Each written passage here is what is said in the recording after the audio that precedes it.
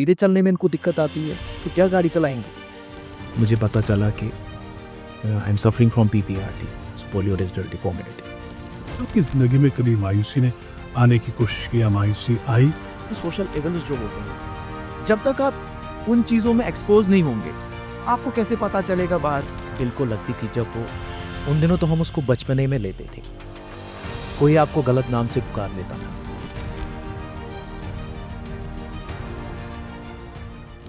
और फिर this is Khalid और आप मुझे देख रहे हैं रेडियो राब्ता 90.8 के डिजिटल हैंडल्स पे। हम आपकी मुलाकात खास लोगों से कराते हैं और आज भी बहुत ही खास मेहमान है मेरे स्टूडियो में मेरे साथ मौजूद। जी हाँ, जिनका नाम अमित टिक्कू है और स्पेशली एबल्ड पर्सन है, यंग मैन है, लेकिन उसके साथ साथ मैं आपको बता दूं कि माना कि ये स्पेशली एबल्ड पर्सन है, लेकिन ये इतने स्पेशल है कि इनके गुण, इनके हुनर, अगर मैं गिनने बैठूं तो शायद मेरे शो का वक्त उसी में गुजर जाएगा। ये एक ट्रैवलर है। अक्सर ये ट्रैवल करते रहते हैं, उन मुकाम दूर-दराज इलाकों में जाते हैं और उसके साथ-साथ बाय प्रोफ़ेशन ये टीचर है और बहुत सारी डिग्रियाँ इनके नाम है। आज डायरेक्ट इनसे बात करेंगे, इनके बारे में जानेंगे और क्योंकि ये हज़ारों नौजवानों के लिए इंस्पिरेशनल है और इंस्पायरिंग यंग मेन्स में ये शुमार होते हैं। आज इनकी ज़िंदगी के बारे में जानते हैं, इनसे जानते हैं कि ये जिस मकाम पे है, इस मुकाम पे कैसे पहुँचे, कैसी मेहनत की है, कितनी मेहनत की है और इनका सफ़र कैसा रहा है। और जी, अमित जी, मैं आपको रेडियो राशि अपनी जानिब से, अपनी टीम की जानिब से और पूरी मैनेजमेंट की जानिब से आपका वेलकम करता हूँ। बहुत-बहुत धन्यवाद। तो अमित जी, मैं खालिद जी आप डायरेक्ट पॉइंट पे आते हैं।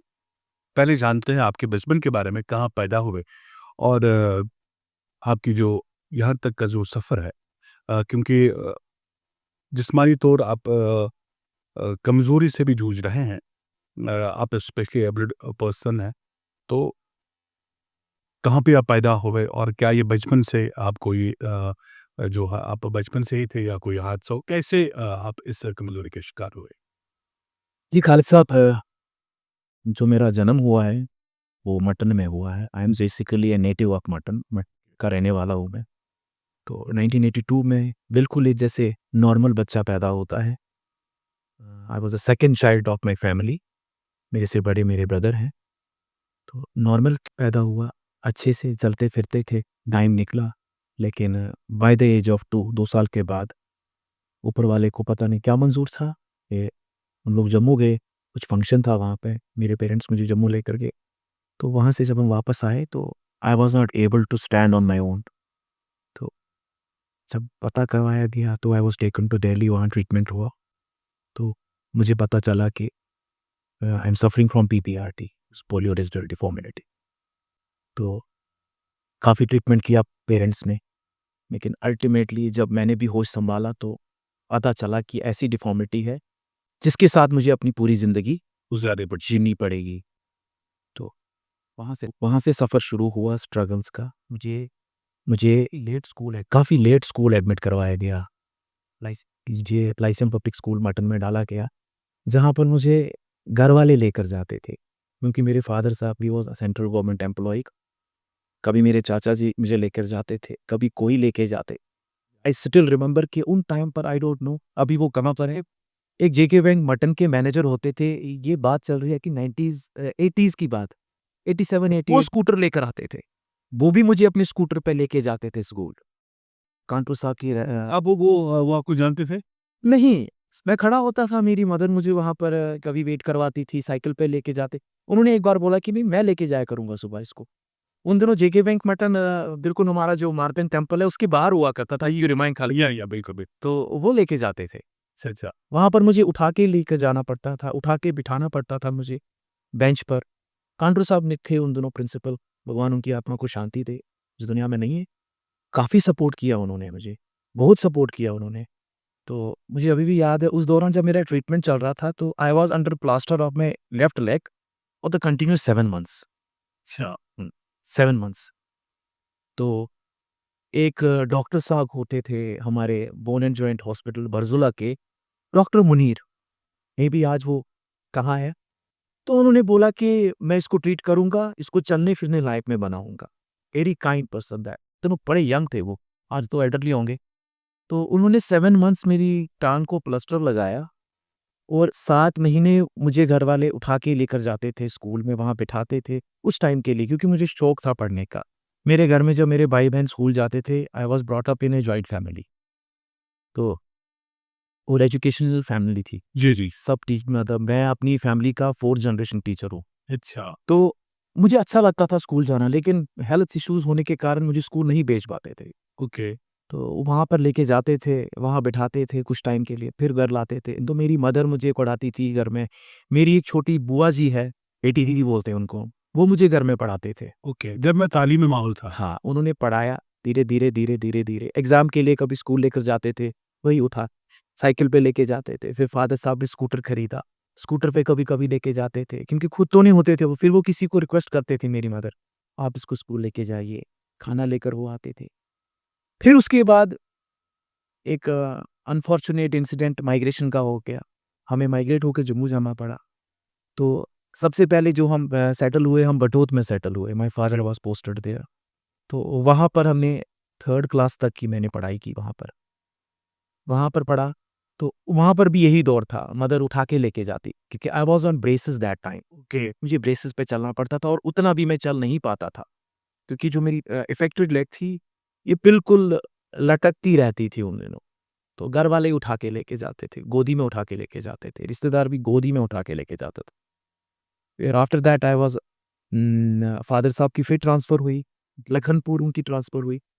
फ्रॉम 1993 टिल 2003, ये 10 साल जो मेरी ग्रूमिंग हुई, ये मेरी लखनपुर में हुई। ओके, वहाँ पर लकीली एक चीज़ थी कि from 3rd class to 8th class जो मेरा स्कूल था, that was functioning in the same building जहाँ पर हमारा घर था। दैट्स अ बिग बिल्डिंग, वो बड़ी बिल्डिंग थी। तो उसी में एक मिडल स्कूल भी था। अच्छा, तो मेरे लिए एक ये ब्लेसिंग इन डिस्गाइज़ हो गई। तो मुझे वहाँ पर एडमिट किया गया, लेकिन उसका एक एक नेगेटिव पॉइंट भी था। कभी पिटाई हो जाती थी तो घर वाले बात समझते थे, घर में फिर डबल पिटाई हो जाती थी। तो वहाँ पर भी उसके बाद मुझे 8th जब मेरा पास आउट हुआ, तो फादर साहब ने बोला कि भई आपने क्या करना है? मैंने कहा जैसे आप बोलेंगे, कहते आप कठुआ जाओ। उसी स्कूल की एक सीनियर सेकेंडरी जो ब्रांच थी, that was the best school that time in Kathua district. Okay, तो नाइन उसके बाद मुझे कठुआ छोड़ा गया ओके, 96 में। 9th, 10th, 11th, 12th मैंने cosmic heart senior secondary school Kathua में किया, पढ़ाई की मैंने। और उस दौरान मुझे 2 बार आना पड़ता था। मुझे कठुआ 2 बार ट्रैवल करना पड़ता। कितने किलोमीटर्स आपको ट्रैवल करना पड़ता है? It was I think approximately 15 kilometres, okay, 15 kilometres approximately. क्योंकि और वहाँ पर एक ऐसा डिस्टेंस था जो मुझे पैदल भी क्रॉस करना पड़ता था, मेटाडोर से छूटने के बाद। लेकिन ऐसा हो गया था तब तक मुझे मेरी टाँग में कैलिपर्स लगा दिए गए थे। Callipers and with the help of that walking stick और पीठ पे अपने बैग लेकर मैं अपने स्कूल जाता था। ओके, सुबह 6 बजे जाता था, तो फर्स्ट मेटाडोर 6 बजे निकलती थी। उसके बाद आता था, वहाँ से कोई 2 ढाई बजे आता था। फिर मेटाडोर में आना, उसके बाद वापस जाना ट्यूशन पढ़ने के लिए, और रात को कोई 8 बजे मैं वापस अपने लखनपुर पहुँचता था। लेकिन इस दौरान पेरेंट्स का सपोर्ट रहा। फादर साहब ने कभी भी इस चीज़ को मतलब उन्होंने छूट नहीं दी। नहीं छूट नहीं दी। उन्होंने कहा पढ़ना है। ओके, मेन उनका जो गोल था पढ़ाई के लिए, उन्होंने एक्सपोज़ कर दिया मुझे। सोसाइटी के लिए एक्सपोज़ कर दिया इन ऑल द वेज़। देखिए खालसा मैं आपको बोलता हूँ, इसमें बहुत सारी चीज़ें होती हैं। जब आप सोसाइटी में एक्सपोज़ होते हो तो आप बहुत चीज़ों से एक्सपोज़ होते हो। बिल्कुल, बिल्कुल, आपको तजुर्बा मिलता है इससे। तजुर्बा, सबसे पहला तजुर्बा मुझे अपनी डिसेबिलिटी को चैलेंज करने का तजुर्बा मिला। क्या पता वो उस टाइम में भी उनका जो विज़न था वो ये था कि whether he will be able to sustain in the society और नॉट। बिल्कुल, वो चल पाएगा, उसको प्रॉब्लम तो नहीं होगी। बिल्कुल, ज़माने से तो वाकिफ़ हो जाए ना, किन-किन चीज़ों से इनको उसके बाद जो दूसरा इसमें एस्पेक्ट रहता है खालिद साहब, वो रहता है ज़माने की नेगेटिविटीज़।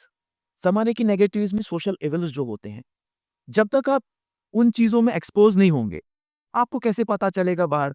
सपोज़ इट्स आज हम लोग देखते हैं, आज हम बच्चे को बाहर नहीं जाने देते हैं। जो आजकल का हम लोग एनवायरनमेंट देख रहे हैं, तो it is full of social evils. आप देखते हैं ड्रग्स आर देयर, बहुत सारी चीज़ें हैं। सोशल इविल्स बहुत सारे। हाँ, ओवर नीड्स अच्छना होत कहीं, अच्छना इत कहीं। बट आप उस चीज़ को सोचिए, जब आप उस बच्चे को बिल्कुल एक कन्फाइंड एनवायरनमेंट कब देंगे, तक रखेंगे? रखेंगे और एकदम से उसको आप बाहर छोड़ेंगे, उस पर क्या असर पड़ेगा उस टाइम? बिल्कुल टाइम आएगा कि जब वो बेचारा काफ़ी परेशान हो जाएगा। सामना करना पड़ेगा। वो चीज़ वो देख नहीं पाएगा कि मेरे लिए अच्छा क्या है और बुरा क्या है। तो उसके बाद ये चीज़ मेरे फ़ादर साहब ने मुझे उस चीज़ के लिए, और वहाँ पर जो मैं देखता हूँ वहाँ पर सब कुछ था। वहाँ पर एक पॉज़िटिव साइड भी था और वहाँ पर जैसा कि सोसाइटी में होता है, पॉज़िटिव साइड भी था, नेगेटिव साइड भी था। तो गिरने के बाद मुझे बहुत पेन होती थी। अच्छा, मैंने आपको क्या बोला कि सोसाइटी में आपको दोनों चीज़ें मिलेंगी। बिल्कुल यस। कुछ चीज़ें ऐसी होती थी जो दिल को लगती थी, जब वो उन दिनों तो हम उसको बचपने में लेते थे। कोई आपको गलत नाम से पुकार लेता था। वो आपको डायरेक्टली "ओए पाकुंशिना तागन तेती केरजा", वहीं पर आपने एडमिशन करवानी थी यार, क्या इतनी दूर आते हो यार, आपको तो लोकल जाना चाहिए था। क्यों भई? मैं क्यों नहीं निकल सकता हूँ घर से बाहर?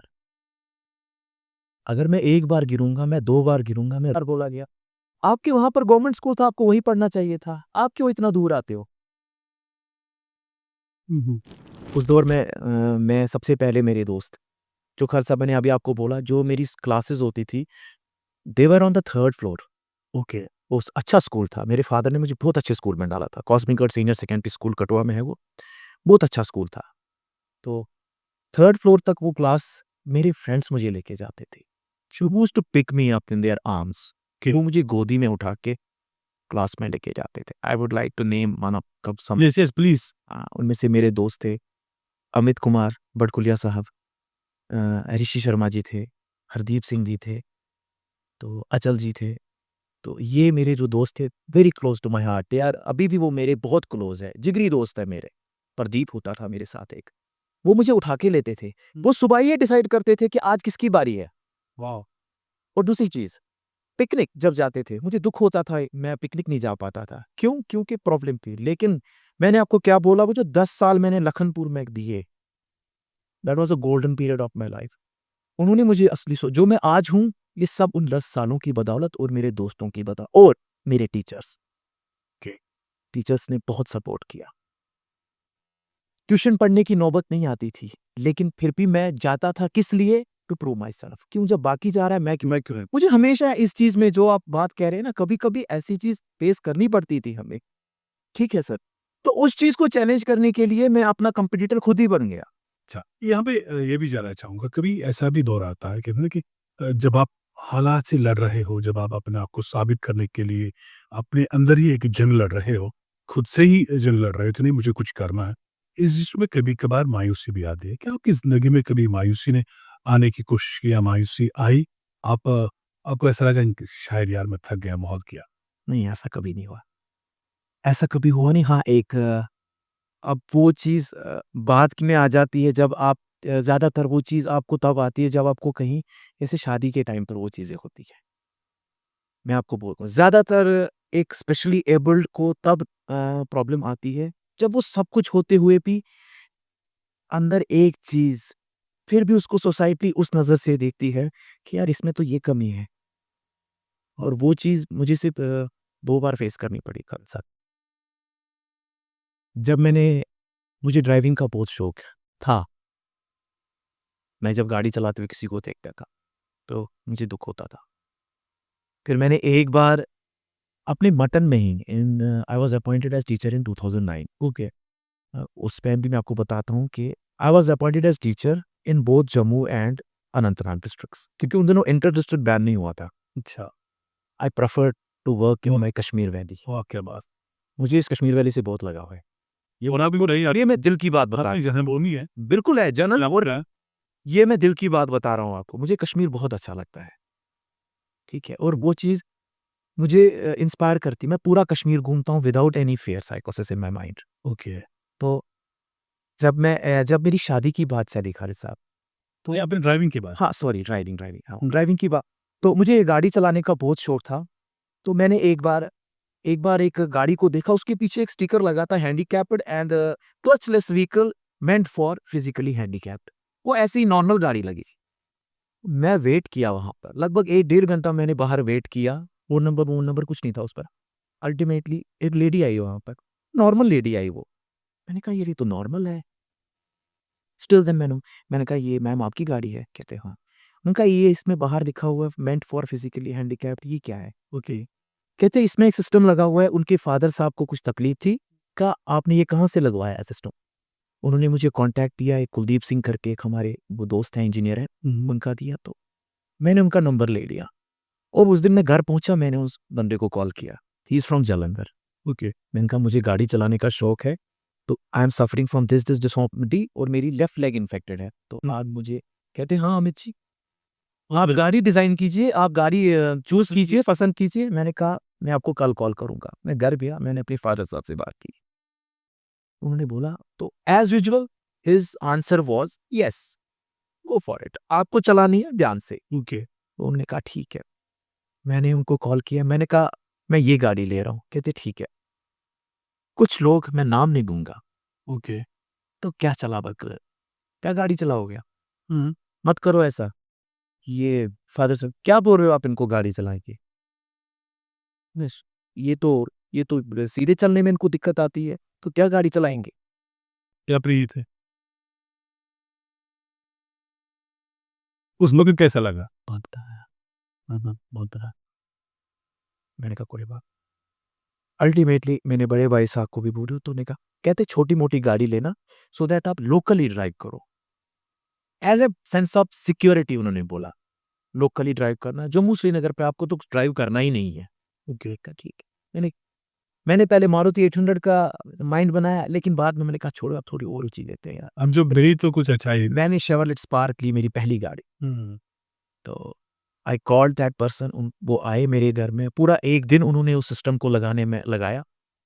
तो फिर मैंने जब स्टीयरिंग, उन्होंने कहा अमित जी गाड़ी चलाइए। मैंने कहा कुलदीप जी मैं पहली बार गाड़ी, आप मुझे बोल रहे हैं गाड़ी चलाइए, और रात के 10 बजे थे उस टाइम। मैंने कहा नहीं हो सकता कुलदीप नहीं। जी मैं गाड़ी चलाऊँगा। This were my first words to that person, मैं कुलदीप जी मैं गाड़ी चला पाऊँगा। सिस्टम विस्टम लगा दिया उन्होंने। अच्छा खासा अमाउंट उसमें लगा था उस दिन। It costed me more than 75,000 that time. Okay. मैंने एक्स्ट्रा जो खर्च किया उस गाड़ी पर। कहते अमित जी आप मेरे से अच्छी गाड़ी चलाओ। These were his words. Amit ji एक दिन आप मेरे से अच्छी गाड़ी चलाओगे। हुँ, हुँ। चलाई मैंने धीरे, धीरे, धीरे, धीरे, धीरे, धीरे और फिर चला दी। चला ली, और एक दिन क्या हुआ कि अब जम्मू श्रीनगर पे अगेन मुझे किसी पे डिपेंड होना पड़ता था, and I don't like dependency Khalid साहब। मुझे डिपेंडेंसी बिल्कुल अच्छी नहीं लगती है। मुझे छुट्टी जब होती थी हमारे यहाँ पर एज़ यूजुअल दिसंबर में हमारे स्कूल्स ऑफ होते थे, तो हम लोग जाते थे जम्मू के लिए। मुझे किसी को बोल, यार ज़रा मेरी गाड़ी आप ले पाओगे जम्मू? कभी कोई बोलता था हाँ, ले जाएँगे, कभी कोई कुछ बोलता था, लेकिन फिर मैंने 1-2 विंटर्स ऐसे किए, लेकिन अल्टीमेटली मैंने एक दिन मैंने कहा यार ये भी एक मुसीबत बन गई मेरे लिए। I have to overcome it. मैंने एक दिन सुबह-सुबह एक अच्छे जो मेरे फ्रेंड हैं उनको मैंने साथ में बिठाया, he is also a good driver. मैं कहा जहाँ आपको लगेगा मैं गलती कर रहा हूँ, रोक देना। आप रोक देना, गाड़ी चला लेना, और फ़ोन मैंने स्विच ऑफ कर दिया। So that my family will not disturb me. वो मुझे बोलेंगे कहाँ पहुँचे हो, क्या कर रहे हो? मैंने उनको बोला पता नहीं रात को लाइट नहीं थी, फ़ोन नहीं चलेगा। अल्टीमेटली मैंने जम्मू तक गाड़ी पहुँचाई, और my brother was very much shocked that time, आपने क्यों ऐसा किया? या दूसरा वाक़या जो शादी पे आपने कहा कि दिल मायूसी आप। मायूसी हुई, हुँ। काफ़ी ज़्यादा मायूसी हुई। काफ़ी जगह हम लोग जब भी रिश्ता लेके जाते थे, तो वहाँ पर हमें सिर्फ़ मेरी डिसेबिलिटी की वजह से मुझे मनाही होती थी, और उससे मेरे मुझसे ज़्यादा मेरे घरवाले फिर परेशान होते थे। इन जगह तो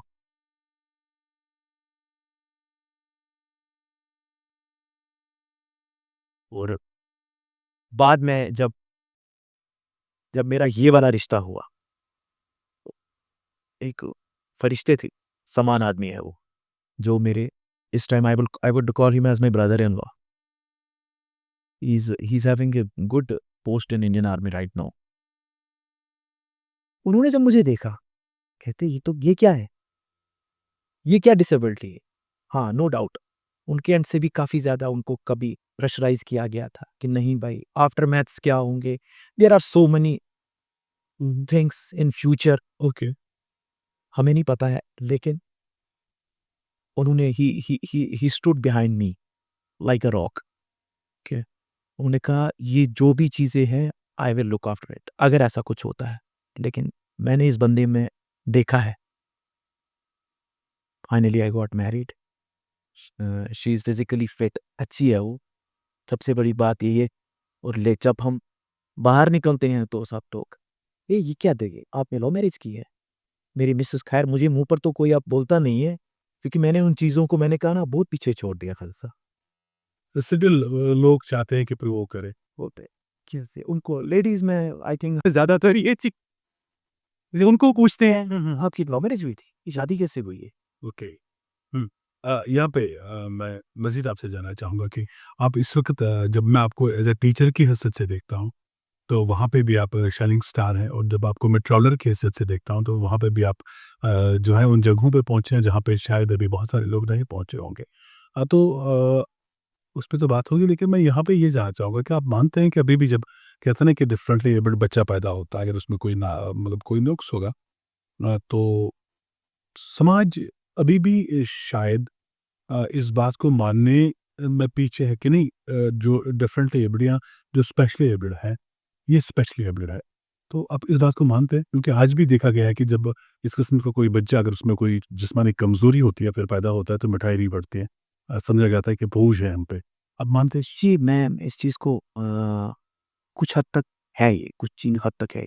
बट इसमें ज़्यादातर जो मुझे लगता है कि it depends upon the nomenclature of that particular family जहाँ पर वो बच्चा पैदा हुआ है।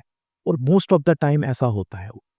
उसकी पढ़ाई पर ज़्यादा ध्यान नहीं दिया जाता है, उसकी लिखाई पर ज़्यादा ध्यान नहीं जाता है, उसकी अपब्रिंगिंग्स पे ज़्यादा ध्यान नहीं दिया जाता है, ठीक है? तो ये चीज़ें उस बच्चे को और पीछे धकेल देते हैं सोसाइटी में, बहुत पीछे धकेल देती है। जैसे कि मैंने आपको अपनी बात कही कि I am also among them.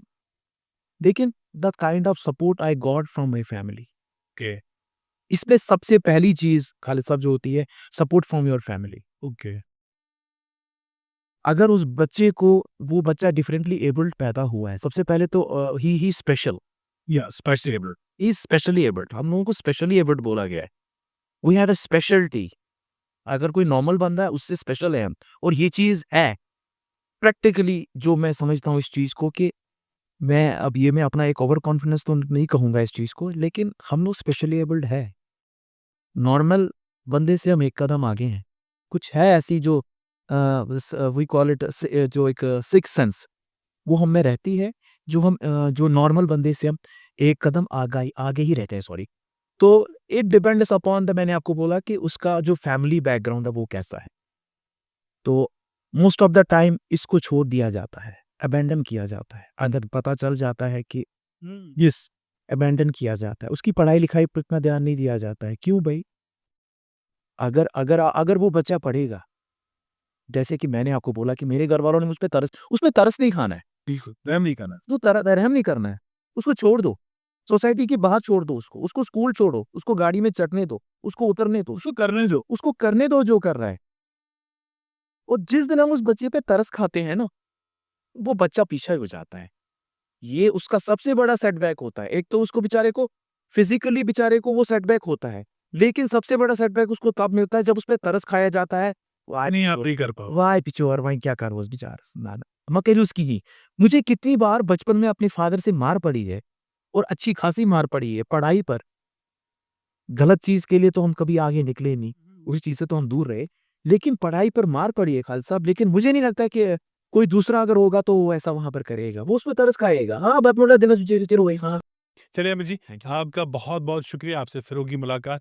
आज आप यहाँ पे हमारे स्टूडियो में आए, आपका बहुत-बहुत शुक्रिया। थैंक यू खालिद तो साहब। ये कहेंगे कि सुनते रहिए, देखते रहिए, रेडियो राब्ता 90.8 दिल से दिल तक।